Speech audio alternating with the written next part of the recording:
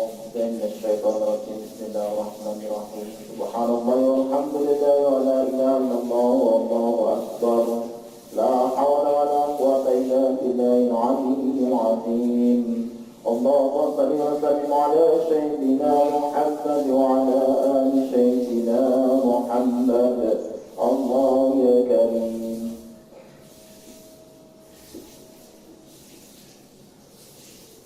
الله أكبر الله أكبر الله أكبر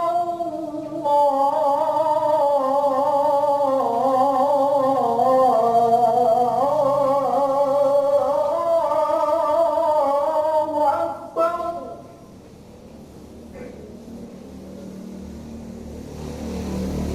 أشهد أن لا إله إلا الله.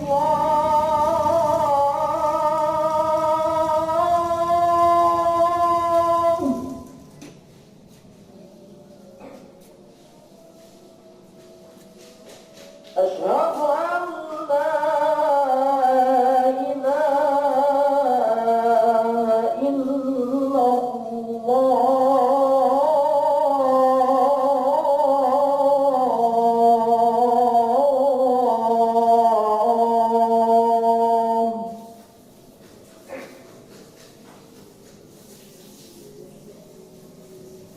أشهد أن محمدا رسول الله.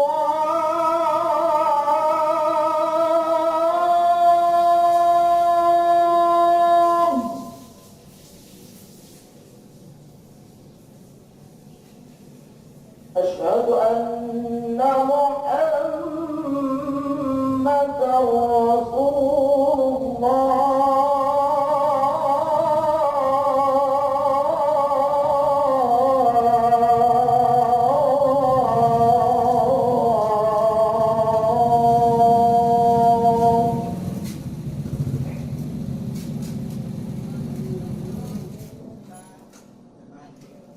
حي على الصلاة.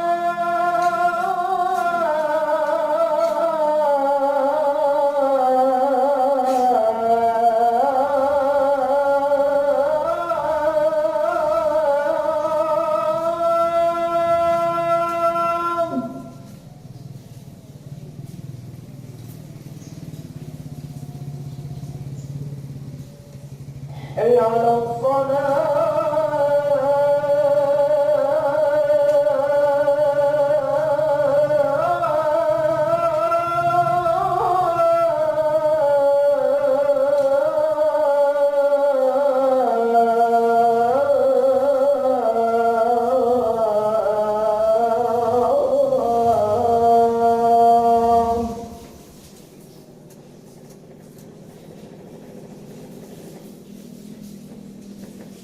حي على الفلاح.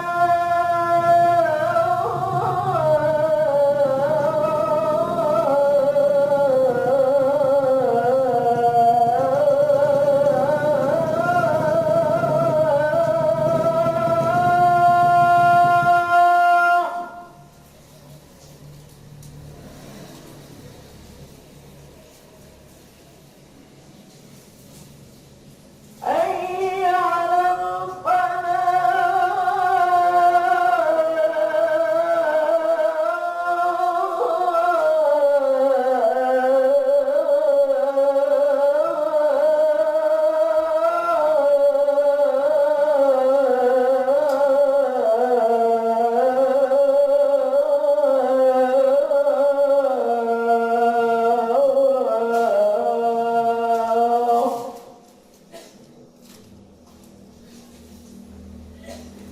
الله أكبر الله أكبر.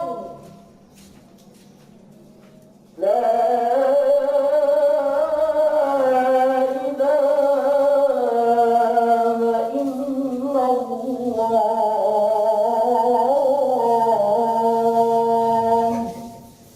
يا معشر المسلمين وجمرة المؤمنين رحمكم الله. روي عن أبي هريرة رضي الله عنه عن النبي صلى الله عليه وسلم أنه قال: قال رسول الله صلى الله عليه وسلم: إذا قلت لصاحبك يوم الجمعة أمسك والإمام يخطب فقد لغت، ومن لغت فلا جمعة له. أنصتوا واسمعوا وأتموا رحمكم الله. أنصتوا واسمعوا وأتموا رحمكم الله. أنصتوا واسمعوا وأتموا رحمكم الله. أنصتوا لعلكم ترحمون. اللهم صل على سيدنا محمد. اللهم صل على سيدنا محمد. اللهم صل وسلم على سيدنا محمد وعلى آل سيدنا محمد وبارك وسلم. اللهم اغفر الإسلام للمسلمين والمسلمات والمؤمنين والمؤمنات وينصرهم على معاندهم. يا رب اختم لنا بك بالخير ويا خير الناصرين برحمتك يا أرحم الراحمين. Assalamualaikum warahmatullahi wabarakatuh. Allahu Akbar, Allahu Akbar, Allahu Akbar, Allahu Akbar. Asyhadu an la ilaha illallah.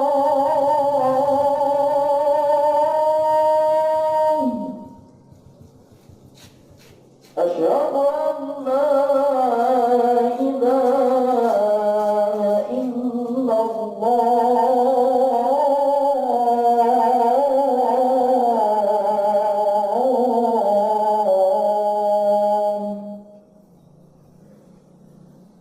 أشهد أن محمدا رسول الله.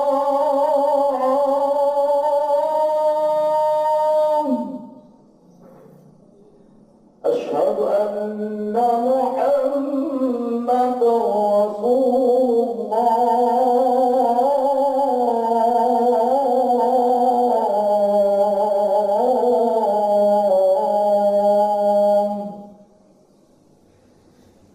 حي على الصلاة.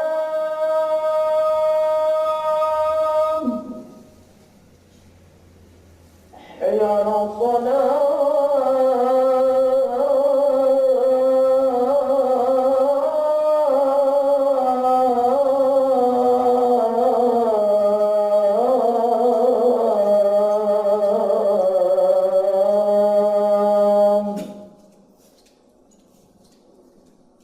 حي على الفلاح.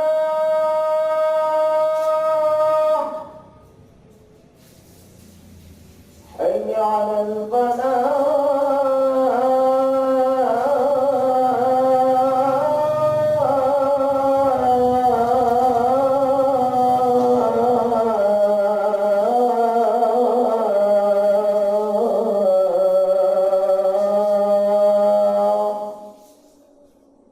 الله أكبر،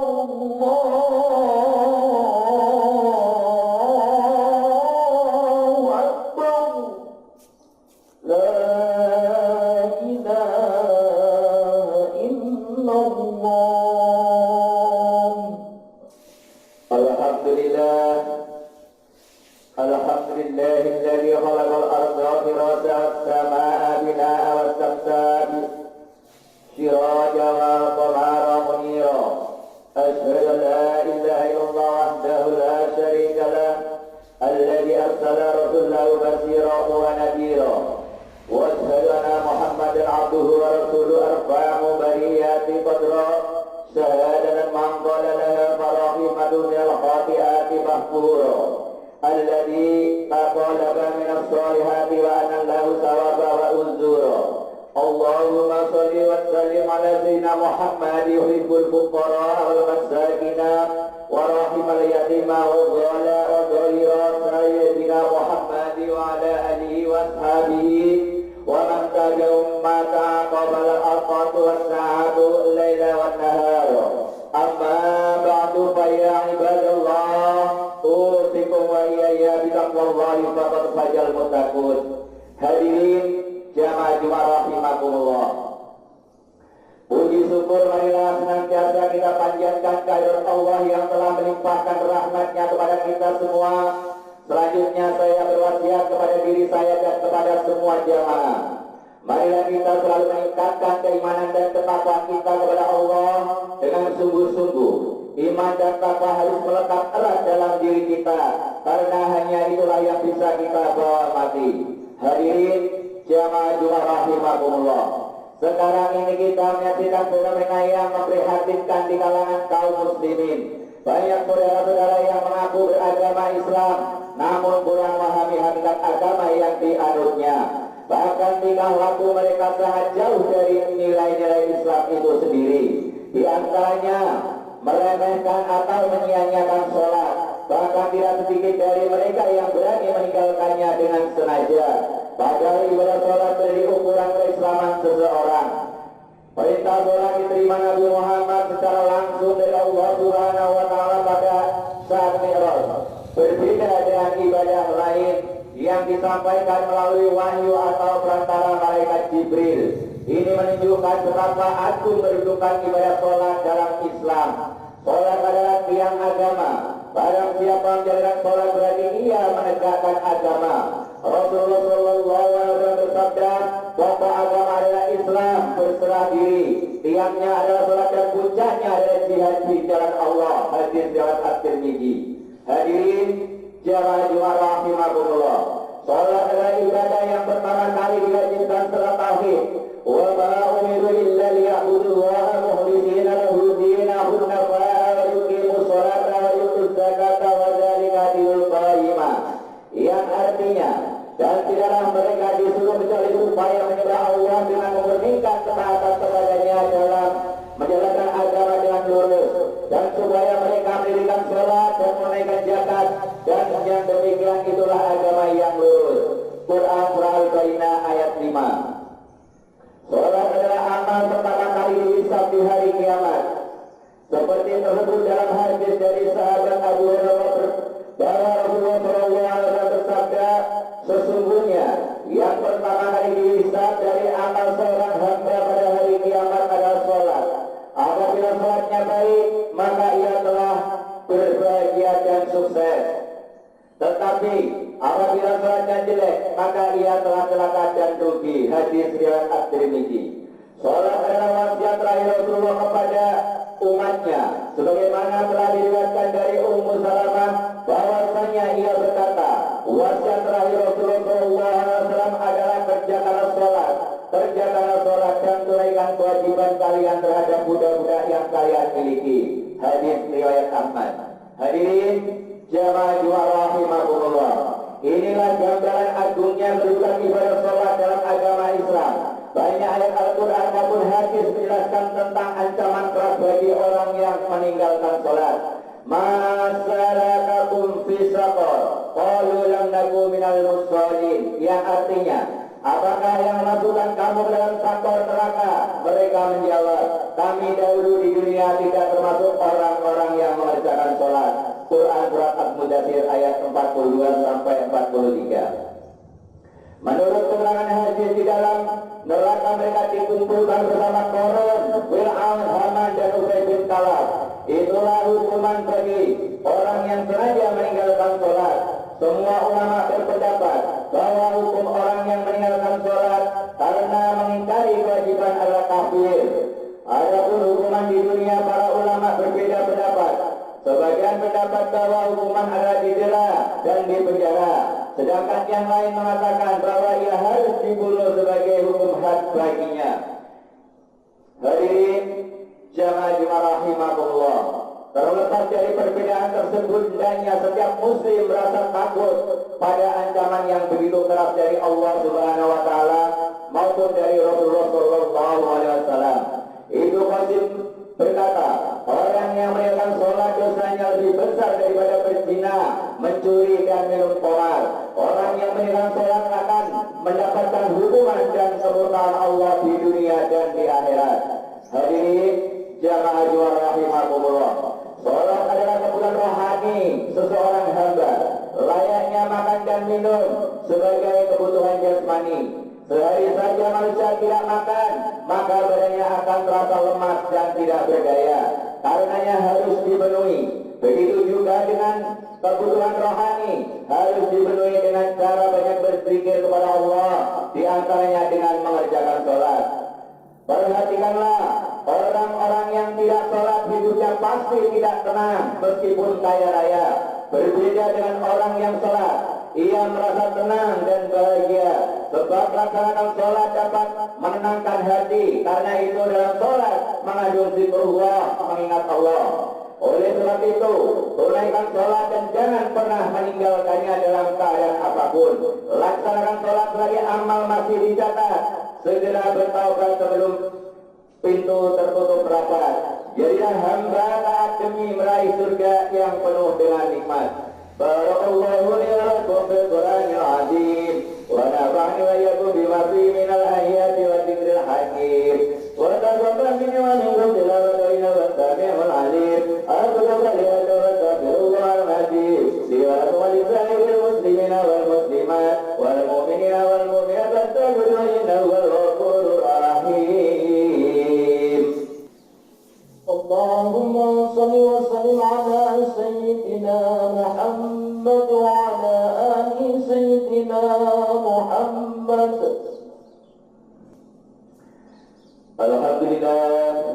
Alhamdulillahil mu'ayyadi sabirina bil 'ajili nasri wa mu'ayyadi sakina lil hamidi subri wa mutarina bi amri Ahmad wa ala ma'anna wa aslama amri bima hakama wa abram.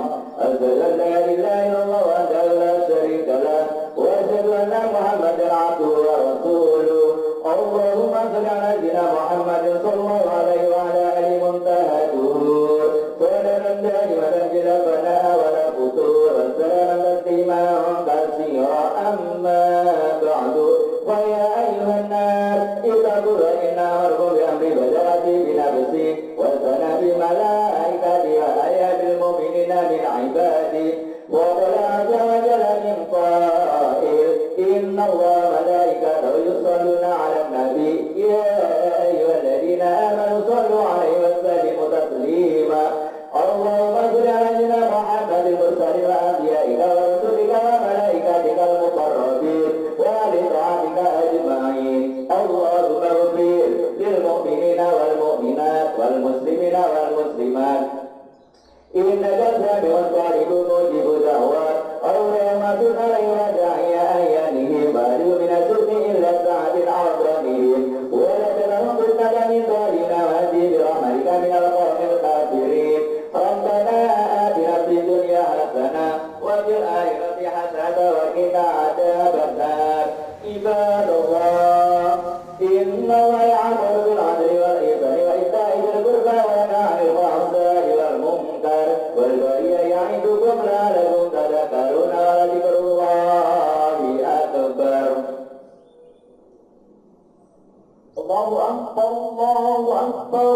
Asyhadu an la ilaha illallah, asyhadu anna Muhammadar Rasulullah. Hayya 'alas shalah, hayya 'alal falah. Qad qamatis salatu, qad qamatis salah. Allahu akbar, Allahu akbar. La ilaha illallah.